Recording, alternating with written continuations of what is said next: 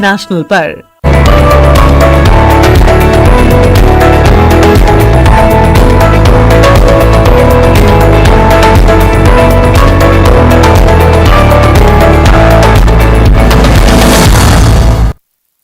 नाज़रीन आदाब, programme good news जज्बा इंडिया में आपका इस्तकबाल, आपका खैर मकदम। मैं हूं हमेशा की तरह आपके साथ आपकी दोस्त, आपकी होस्ट रेशमा। गुड न्यूज जज्बा इंडिया का वो प्लेटफॉर्म है जहां जो खबरें हम आपके लिए लेकर आते हैं वो खबरें हमें डराती नहीं बल्कि देती हैं हौसला। हम वो खबरें लेकर आते हैं जिसमें सिर्फ और सिर्फ मुस्बत बात होती है। हम उस भारत की बात करते हैं जो भारत लगातार आगे बढ़ता है। हम उस भारत की बात करते हैं जहां रोजाना नई इबारतें लिखी जाती हैं, जहां नया नया हर काम होता है। और इसीलिए हम बात करते हैं विकसित भारत की। यानी ये कहा जा सकता है कुल मिलाकर ये प्रोग्राम वो प्रोग्राम है जो हमें खुशी देता है, हौसला देता है, जीने की उमंग देता है। तो चलिए करते हैं प्रोग्राम गुड न्यूज जज्बा इंडिया की।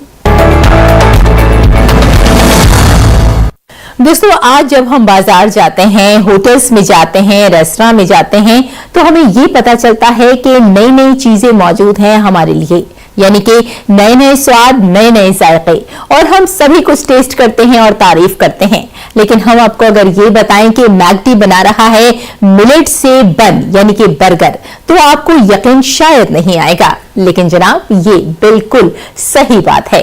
मैकडी आज मिलेट्स का इस्तेमाल कर रहा है, बर्गर बना रहा है जिसे लोग बहुत पसंद कर रहे हैं। ये बर्गर हमारी सेहत के लिए भी काफी अच्छा है। तो वाकई हो रहा है ना काम मिलेट्स पर। और इसके लिए अगर हम कुछ कहें तो बात सिर्फ इतनी सी है कि वजीर आजम नरेंद्र मोदी ने हमेशा से कोशिश यही की है कि हम सब मिलेट्स का इस्तेमाल करें। हम तो मिलेट्स का इस्तेमाल कर ही रहे हैं, लेकिन जब मैकडी जैसी संस्था, मैकडी जैसा एक खास इंस्टीट्यूट काम कर रहा है मिलेट्स पर, बना रहा है बर्गर, तो बात हो जाती है बिल्कुल नई। तो चलिए किस तरह का स्वाद है, किस तरह का जायका है इस बर्गर का, जान लेते हैं।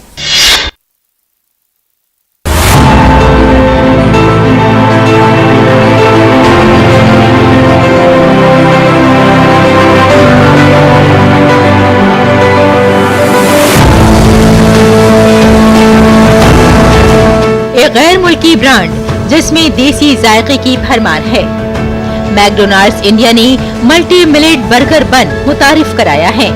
ये एक नई इख्तरा है जिसमें आलमी जायकों को हिंदुस्तानी ग़ज़ाइयत के साथ मिलाया गया है। इस खुसूसी बन को साइंसी और सनती तहकीक की कौंसिल CSIR के तहत मैसूर में central food technology research institute CFTRI के ताउन से तैयार किया गया है। ये हिंदुस्तानी ज्वार की ताकत को यकजा करता है। बाजरा, रागी, ज्वार, प्रोसो और कोदो इसमें शामिल है। We intensively worked on various health benefits and nutritious advantages of millets. So at that time we have collaboration with the McDonald's to develop a millet-based bun. Millets bun जो एक हम लोगों ने इनोवेट किया CSIR के साथ और CFTRI के साथ। ये जो हम लोगों ने शुरू किया, श्री नरेंद्र मोदी जी जो हमारे ऑनरेबल प्राइम मिनिस्टर हैं, उनका एक विजन था कि इसको हम उनके विजन से अलाइन था कि हमें अपने देश में एक इंटरनेशनल हब बनाना है मिलेट्स का। आप अभी मैकडोनाल्ड से निकले हैं, आपने मिलेट बर्गर खाया, आप दर्शकों को बताएंगे कि क्यों खाना चाहिए millet burger? Millet burger basically आजकल आपको पता होगा कि हम लोग हेल्थ कॉन्शियस हो रहे हैं और हमेशा से हम अवॉइड करते थे बिकॉज इनको हम जंक फूड की कैटेगरी में मानते थे। लेकिन मिलेट्स बर्गर लाने के साथ हमें हेल्थ भी हमारा पूरा हो रहा है और जो हमारा इंडियन ट्रेडिशन है, जो हम मोटे अनाज खाते थे, तो वो इनिशिएटिव को भी देखते हुए उसको भी सपोर्ट कर रहे हैं और हेल्दी भी रहना चाहते हैं।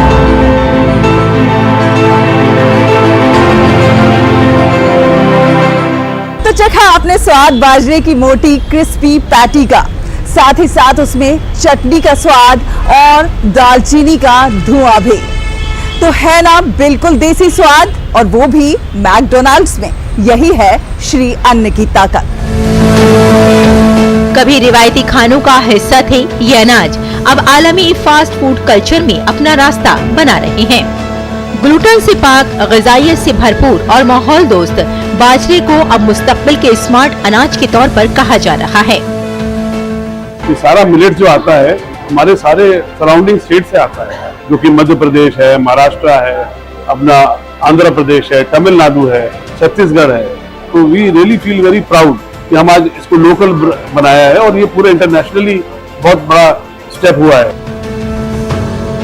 बाजरे के इस बन में तकरीबन 22% हिंदुस्तानी मिलेट्स होते हैं। ये मैकडोनाल्ड को उन चंद बैनुल-अक़वामी रेस्तरां से अलग बनाता है जिनके मेन्यू में हिंदुस्तानी ज्वार शामिल है। Generally, while preparing the bun, wheat flour is commonly used. So the protein content of that one is around 8 to 10%. But we have replaced the wheat flour 22% millet flour we have used in place of wheat flour. Hindustan के कदीम अनाज अब जदीद खुराक के लिए एक नया बाब लिख रहे हैं। Bureau report, DD news.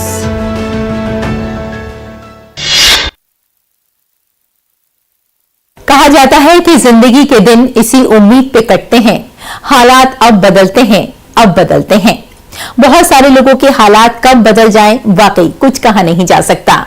अगर हम छत्तीसगढ़ के जगदलपुर की बात करें तो एक वक्त ऐसा था कि ये इलाका नक्सलाइट से मुतासिर था, लेकिन आज इन्हीं नक्सलाइट्स ने सरेंडर कर दिया है।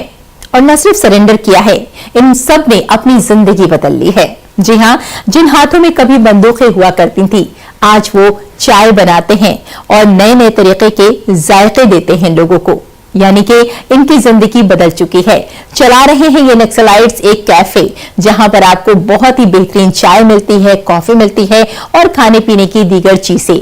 यानी कि ये कहा जा सकता है कि ये नक्सलाइट्स लौट रहे हैं जिंदगी की तरफ। जो लोग इनसे डरते थे, आज वही लोग इस कैफे में जाकर मुख्तलिफ किस्म के जायके ले रहे हैं और इनके हाथों की बनाई बेहतरीन चाय पी रहे हैं। तो किस तरह से इनकी जिंदगी बदल गई है, आइए जान लेते हैं।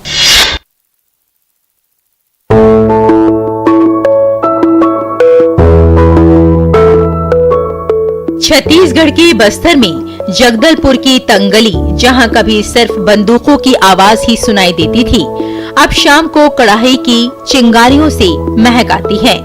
ये पंडुम कैफे है, जहां वही खाना पका रहे हैं जिनके हाथों में कभी बंदूकें थीं। सुबह 6 बजे जैसे ही बादल उतरते हैं, कैफे के लोहे के दरवाजे खोल जाते हैं।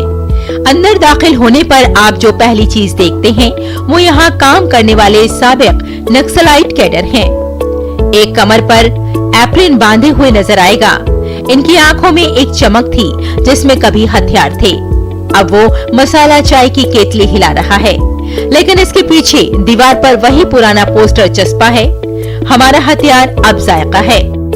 हमारे जो नक्सल पीड़ित हमारे युवा हैं, आत्मसमर्पित युवा हैं, सब मिलकर इसको चलाएंगे। और सरकार का प्रयास है कि जो भी नक्सल पीड़ित हैं या आत्मसमर्पित हैं, उनके साथ सरकार अच्छा करेगी, उनको इसके लिंक करा के उसको रोजगार से जोड़ने का काम करेगी। तो उस दिशा में एक अच्छे पहल की यहाँ पर शुरुआत हुई है।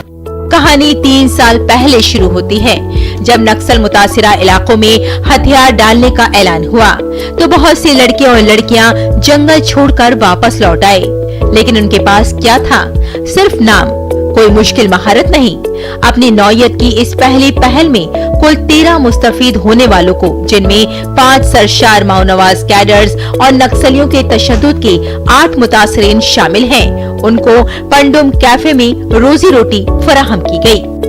काबिले जिक्र बात यह है कि 13 मुस्तफीद होने वालों में से 8 खवातीन हैं, जो इस इक़दाम को मजीद बाइख्तियार और मुतासिरकुन बनाती हैं। अभी तो बहुत अच्छा है सर। पहले उधर तो कुछ भी नहीं था, लाइट वगैरह ये सब कुछ भी नहीं था हम लोग को। और यहाँ आए तो बहुत अच्छा देखने को भी मिल रहा है और सीखने को भी मिल रहा है। हम लोग क्या है, इधर ज्यादा से ज्यादा ये सब के बारे में जानते भी नहीं थे। अब यहाँ आए तो कौन सा चीज है, क्या है ये सब, और खाना खाने का प्लेट वगैरह ये सब भी उधर तो पत्ता का वो इस्तेमाल करते हैं ज्यादा। तो अब यहाँ ये तो अलग अलग तरह का वो सब कुछ देख रहे हैं, ये सब बहुत अच्छा लग रहा है। इन अफराद ने तरबियत हासिल की। पहले दिन 8 लड़के पहुँचे, सबके पास पुलिस का रिकॉर्ड था। कुछ कहने लगे, भाई हम तो चाय बनाना भी नहीं जानते, लेकिन बंदूक का इस्तेमाल करना जानते हैं। मालिक ने सादगी से जवाब दिया, अब 1 चम्मच ट्रिगर की जगह लेगा। 3 महीने लगे, सुबह 7 बजे दौड़ना, फिर मसालों की शिनाख्त करना, दालचीनी की छाल को चखना और उसका नाम लेना, हल्दी की ताजगी सूंघना। शाम को वो कढ़ाई पर घंटों खड़े रहते, कभी चाय तैयार करते, कभी बस्तरिया मसाला चिकन, कभी महुआ क्रीम से बना केक। जरा इन हाथों को देखिए, वो अब इतने फुर्तीले हैं, चाय का कप किस कदर दुरुस्त तरीके से रखते हैं। जब कैफे खुला तो इन्होंने पहले हफ्ते के अंदर 50 ग्राहकों को अपनी तरफ मुतवज्जे किया। ज्यादातर वही लोग जो कभी नक्सलियों से डरते थे, क्योंकि अब जुल्म की जगह जायके ने ले ली है। कैफे का मेन्यू भी बिल्कुल मुनफरिद है। रेड जोन कढ़ी, जिसमें लहसुन की जगह जंगली लहसुन डाला जाता है, और ये वो किस्म है जो जंगल के साए में उगती है। सैक्रिफाइस चाय, महुआ के फूलों को रात भर भिगोकर बनाई गई, क्योंकि महुआ नक्सलियों के लिए तब्दीली की अलामत थी। ये कैफे अब रोजगार फराहम करता है। वो लोग जो कभी माओ नवाज पलटनों में काम करते थे, अब यहाँ काम करते हैं। अपनी मेहनत की कमाई से ये लोग अपने खानदानों का मुस्तकबिल बना रहे हैं और उन्हें बाइज्जत जिंदगी फराहम कर रहे हैं। नक्सली पीड़ित से मतलब वो साहब ने मीडिया सर लोग बोले वहाँ पे कोर्स चल रहा है, आप लोग करके देखो, साहब लोगों को उम्मीद है तो बोल रहे हैं कुछ न कुछ में डाल देंगे बोले। तो फिर 45 दिन किए हैं कोर्स। 45 दिन करने के बाद फिर साहब लोग बोलने की नहीं आज नहीं तो कल नहीं तो परसों हो जाए, थोड़ा सब्र करो बोले। उसके बाद फिर यहाँ पे कैफे कुंडू में हम उनको दिया गया है। यहाँ पे आप काम करते हैं, कैसा महसूस हो रहा है? ठीक है सर। हाँ, मेरा अंदाजा से, मेरा हिसाब से मतलब मेरे ठीक लग रहा है, क्योंकि मेरा एक हाथ भी नहीं है, बाल बच्चे को पोसने के लायक हूँ। मैं ये सोच के नहीं छोड़ना चाहता हूँ। शाम को जब कैफे बंद होता है तो ये लोग जो तशद्दुद का रास्ता तर्क करके अमन की राह पर लौट आए हैं, बाहर बांस के बेंचों पर बैठ जाते हैं। कुछ गाना गाते हैं, कुछ चाय के आखिरी घूंट लेते हैं। सूरज दूर पहाड़ियों पर गुरूब हो रहा है, इसकी चमक उसी तरह फैल रही है, लेकिन अब उम्मीद की वो किरण सभी को नजर आ रही है। एक साबिक नक्सली कैडर जिसने अपने माजी में अंधेरा देखा, आज समाज की खिदमत का जज्बा रखता है। वो बारूद के बजाय कॉफी पेश करना चाहता है और अपनी मेहनत की कमाई से गुजारा करना चाहता है। बेसिकली सर ये बस्तर पुलिस का इनिशिएटिव है और विपल उसके साथ हम दोनों मिलके ये प्रयास कर रहे हैं कि कुछ सरेंडर नक्सलाइट हैं और नक्सल पीड़ित परिवार के जो लोग हैं उन सारे लोगों को यहाँ पे रोजगार प्रदान किया जा सके, उनको समाज की मुख्य धारा से जोड़ा जा सके और उनको एक बेहतर माहौल देने का प्रयास किया जा रहा है ताकि वो सीखें, समझें और अपने जीवन में बेहतर करते हुए थोड़ा आगे बढ़े। ये जगह जो कभी खामोश थी अब क़हक़हों से गूंजती है। आने वाले महीनों में कैफे एक तरबियती मरकज भी बन जाएगा। मजीद लोग नक्सल से मुतासिरा देहात से आएंगे, नए मेन्यू और नए जायके बनाएंगे। इन आंखों में अब वो चमक है जो कभी डरावनी लगती थी।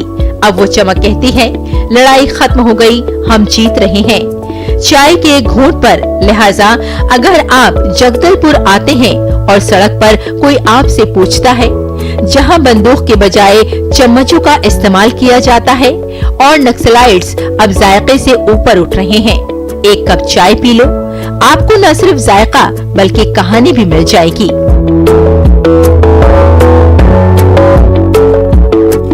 पंडुम कैफे सिर्फ एक कॉफी शॉप से ज्यादा नहीं बल्कि उम्मीद की जिंदा अलामत है। एक ऐसी जगह जहां हर कप के साथ हिम्मत की महक उठती है और तब्दीली, इस्तिकामत और पुनर्जन्म की नई कहानियां जन्म लेती हैं। Bureau report, DD news.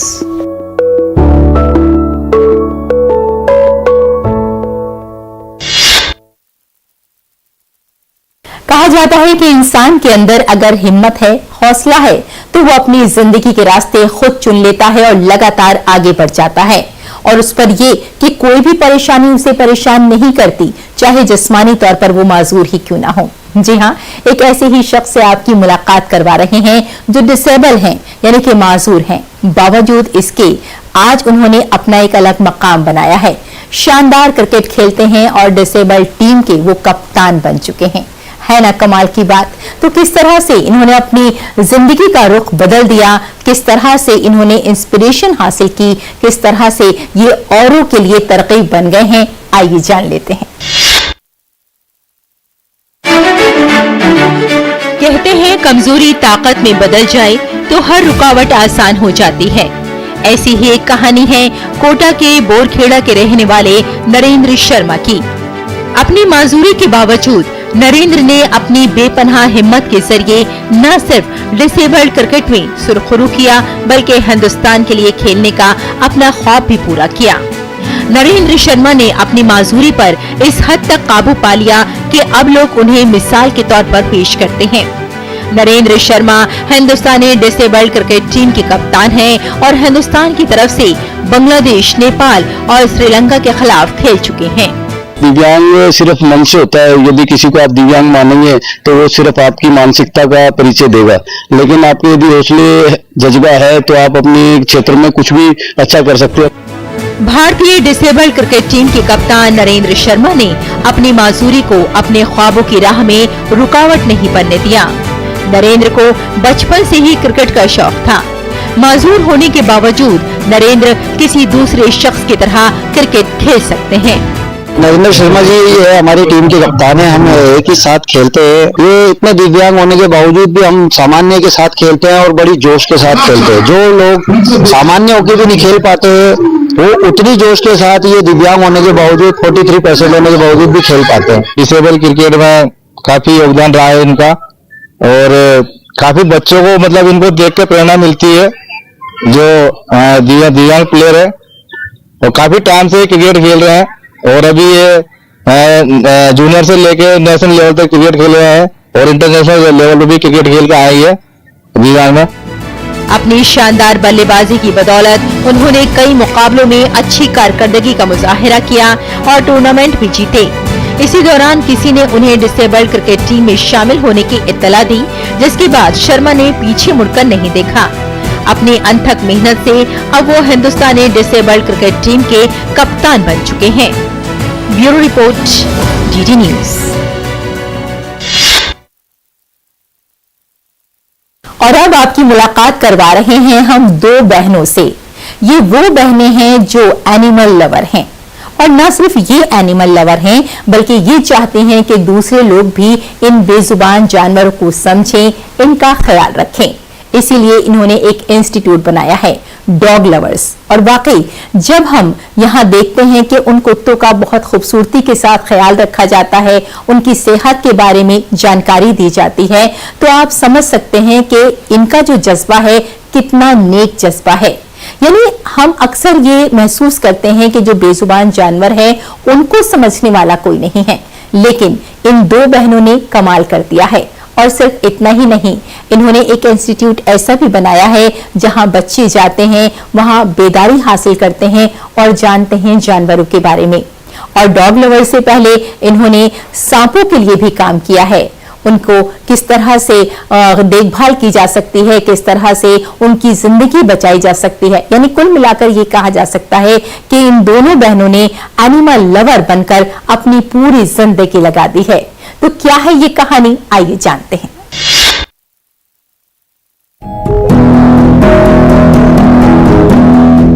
Maharashtra के जालना तालुका के देवगांव राजा रोड पर दावेडी थार में स्थित है for love dog training centre. Marathwada का यह सबसे बड़ा श्वान केंद्र दो महिलाओं मृगनयनी राजे और गीतांजलि देशमुख द्वारा संचालित किया जा रहा है। पुरुष प्रधान माने जाने वाले इस क्षेत्र में इन दोनों ने अपनी मेहनत और जुनून से न केवल अपनी पहचान बनाई बल्कि देश भर में एक मिसाल कायम की है। मृगनयनी राजे को बचपन से ही जानवरों से लगाव था। सर्प मित्र के रूप में काम करने के बाद उन्होंने 2017 में डॉग ट्रेनिंग का कोर्स पूरा किया और एक डॉग ट्रेनर के रूप में अपनी करियर की शुरुआत की। दूसरी ओर पशु प्रेमी गीतांजलि देशमुख ने अपनी जमीन और आर्थिक सहायता उपलब्ध कराई। 2022 में दोनों ने मिलकर जलना में for love dog training centre की नींव रखी। यहाँ श्वानों को प्रशिक्षण, बोर्डिंग, ग्रूमिंग जैसी सुविधाओं के साथ साथ एक पेंटिंग जू भी संचालित किया जा रहा है। इस केंद्र में स्कूल ट्रिप, बच्चों के जन्मदिन और विभिन्न फेस्टिवल इवेंट्स का आयोजन होता है, जिससे बच्चों को पालतू जानवरों के प्रति समझ विकसित होती है। एकड़ में फैले इस निसर्ग गर्म परिसर में हर नस्ल और उम्र के श्वानों को प्रशिक्षण दिया जाता है। इंडोर बेल्जियम मोलिनाइस नस्ल का श्वान अकीरा ने राष्ट्रीय स्तर की PDCPSA स्पर्धा जीतकर मराठवाड़ा का पहला प्रोटेक्शन डॉग बनने का गौरव हासिल किया। प्रोफेशन बाय चांस नहीं अलग, ये काम हमारे लिए अलग था, थोड़ा मुश्किल पर रोमांचक। पुरुष प्रधान माने जाने वाले इस क्षेत्र में हमने खुद को साबित किया। आज ये मराठवाड़ा के सबसे बड़े श्वान प्रशिक्षण केंद्र है। मुझे बचपन से ही जानवरों से लगाव था। मैंने सर्प मित्र के रूप में काम किया, फिर डॉग ट्रेनिंग की और एक डॉग ट्रेनर बनी। हमारे यहाँ श्वानों को प्रशिक्षण और फिर उसके बाद बोर्डिंग, ग्रूमिंग जैसी सुविधाओं के साथ साथ एक पेंटिंग जू भी संचालित किया जाता है। हमारे यहाँ श्वानों के लिए हॉस्टल की सुविधा भी है, जहाँ मालिकों के गैर हाजिर होने पर उनकी देखभाल भी की जाती है। म्हणून पण बऱ्याच वर्ष काम केलं आहे। प्राण्यांच्या आवडीमधूनच आम्ही हे ये डॉग सब हमारा परिवार है। ये प्रशिक्षित डॉग सभी को पसंद आते हैं। ये यहाँ आने वालों के लिए खास अनुभव प्रदान करते हैं। सध्या तरी आहे। मृगनयनी और गीतांजलि रॉटविलर, जर्मन शेफर्ड जैसे आक्रामक माने जाने वाले श्वानों को भी प्रशिक्षित करती है। उनकी शास्त्रोक्त और अंतर्राष्ट्रीय स्तर की प्रशिक्षण पद्धति से श्वान और उनके मालिकों का साथ और भी सुखद हो जाता है। यहाँ श्वानों के लिए हॉस्टल की सुविधा भी है, जहाँ मालिकों के गैर हाजिर होने पर उनकी देखभाल की जाती है। नाखून काटने, साफ सफाई और चिकित्सा सुविधाएं भी इस केंद्र में दी जाती हैं। यही वजह है कि परभणी, नांदेड़, बुल्ढाना, चिखली जैसे शहरों से लेकर इंदौर और गोवा तक के श्वान मालिक इस केंद्र की सेवाएं ले रहे हैं। ऑनलाइन प्रशिक्षण की सुविधा भी यहाँ उपलब्ध है।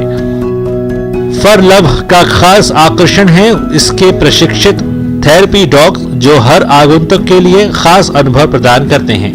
मृगनयनी और गीतांजलि की यह जिद और मेहनत न केवल श्वान प्रेमियों के लिए प्रेरणा है, बल्कि यह भी दर्शाती है कि महिलाएं किसी भी क्षेत्र में अपनी मेहनत और लगन से सफलता हासिल कर सकती हैं। गुड न्यूज जज्बा इंडिया के लिए महाराष्ट्र के जालना से शिशिर शेलार की रिपोर्ट, DD न्यूज।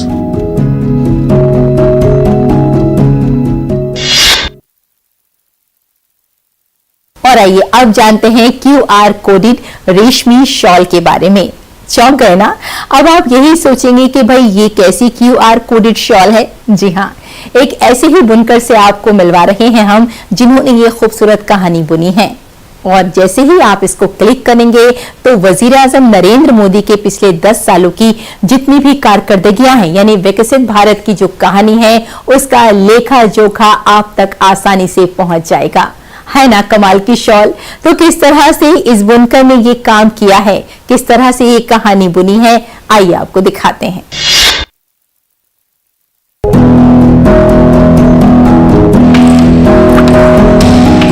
तेलंगाना का सिरिसिला शहर उत्कृष्ट बुनाई परंपराओं को दर्शाता है। हैदराबाद से लगभग 140 किलोमीटर दूर ये छोटा सा शहर लगभग 20,000 बुनकर परिवारों का घर है, जो पावरलूम पर निर्भर हैं। यहाँ के बुनकर नवीन बुनाई परंपराओं के साथ प्रयोग करते हैं और अक्सर अपने उत्कृष्ट काम से सुर्खियां बटोरते हैं। उनमें से एक हैं नल्ला विजय कुमार, जिन्होंने कुछ ऐसा बनाया है जो डिजिटल इंडिया की भावना का खूबसूरत प्रदर्शन है। प्रधानमंत्री नरेंद्र मोदी के सम्मान में बुना गया ये एक QR कोडेड रेशमी शॉल है। इस QR कोडेड शॉल को मोदी माना नादी, यानी मोदी हमारा गौरव है के स्लोगन के साथ तैयार किया गया है। हथकरघे से तैयार ये शॉल नवाचार, गर्व और भक्ति की कहानी कहता है। 32 इंच चौड़ी और 2.5 मीटर लंबी शुद्ध रेशम और जरी से बनी ये शॉल खास है।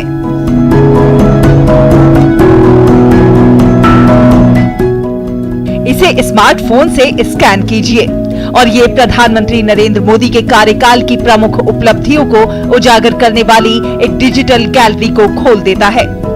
अयोध्या राम मंदिर उद्घाटन, Chandrayaan 3 mission, Vande Bharat express, operation सिंदूर और डिजिटल इंडिया और स्वच्छ भारत अभियान, सब कुछ।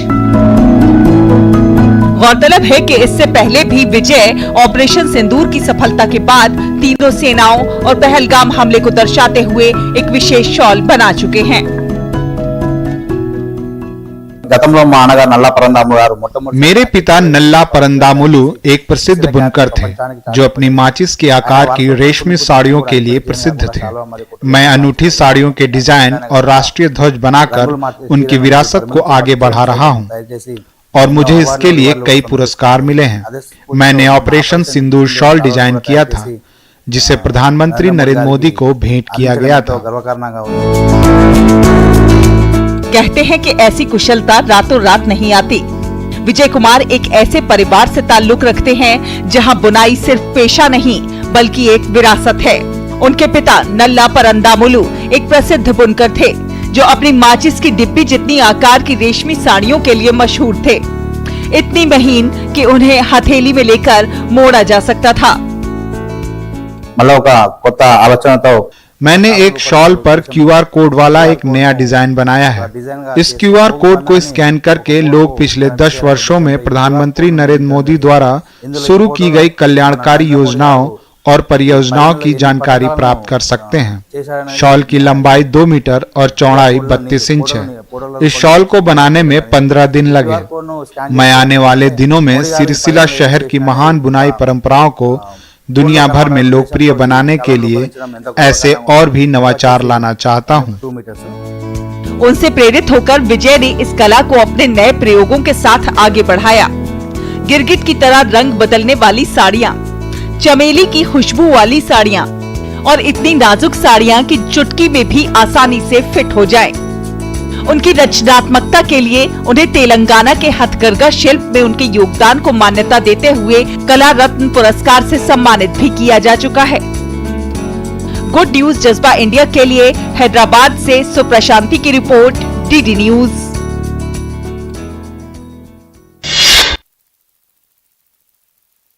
कहते हैं कि रोशनी उसी घर में आती है जहां उम्मीद की लौ रोशन होती है और हमारा भारत, हमारा हिंदुस्तान वही कंदील है जिसमें रोशन होती है उम्मीद की किरण। और इसी उम्मीद की किरण के सहारे हम जिंदगी में आगे बढ़ जाते हैं। बहुत सारे ऐसे लोग हैं जो विकसित भारत के बारे में सोचकर नए नए काम करते हैं और हम उन्हीं लोगों से आपकी मुलाकात करवाते हैं। आज भी हमारा मकसद बस इतना ही था कि उन लोगों से आपको मिलवाएं जो जिंदगी में कुछ अलग करते हैं, कुछ नया करते हैं। यकीनन आज का प्रोग्राम भी आपको बेहद पसंद आया होगा। फिलहाल मेरे जाने का वक्त बेहद नजदीक आ गया है, लिहाजा अगले हफ्ते आपसे फिर मुलाकात होगी कुछ नए लोगों के साथ, कुछ नई कहानियों के साथ। तब तक के लिए अपना अच्छा सा ख्याल रखिएगा और अपने चेहरे पर एक मुस्कुराहट रखिएगा, क्योंकि जब आप मुस्कुराते हैं तो दूसरों को मुस्कुराने का सबब दे जाते हैं। Bye bye and take care.